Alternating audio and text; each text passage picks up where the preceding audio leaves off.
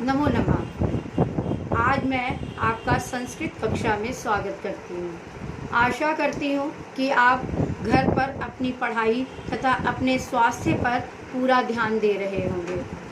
संस्कृत की पिछली कक्षा में हमने संस्कृत वर्णमाला, स्वर, व्यंजन तथा उनके भेदों के बारे में पढ़ा था।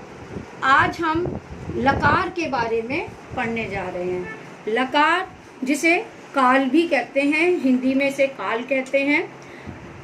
संस्कृत व्याकरण में काल बताने के लिए लकार का प्रयोग किया जाता है। मुख्य रूप से 5 लकार होते हैं। संस्कृत भाषा में वैसे तो 5 लकार होते हैं, किंतु मैं आज आपको सिर्फ मेन लकार 3 लकारों के बारे में विस्तार से समझाऊंगी। यह लट लकार वर्तमान काल, इसको वर्तमान काल कहते हैं। लिट लकार ये भविष्य काल है। लिंग लकार ये भूतकाल है। लोट लकार ये आज्ञार्थक के लिए प्रयोग किया जाता है। विधिलिंग ये चाहिए के योग में यूज किया जाता है। अब मुख्य रूप से 5 लकार तो होते हैं, किंतु मैं आपको सिर्फ 3 लकारों के बारे में समझाने जा रही हूँ।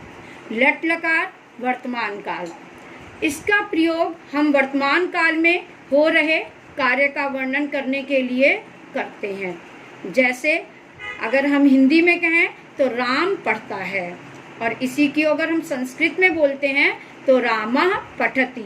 जो इसमें पठति क्रिया लगी है ये वर्तमान काल की लगी हुई है। आगे आ गया लिट लकार भविष्य काल। इस लकार का प्रयोग भविष्य काल में होने वाले कार्य का वर्णन करने के लिए करते हैं।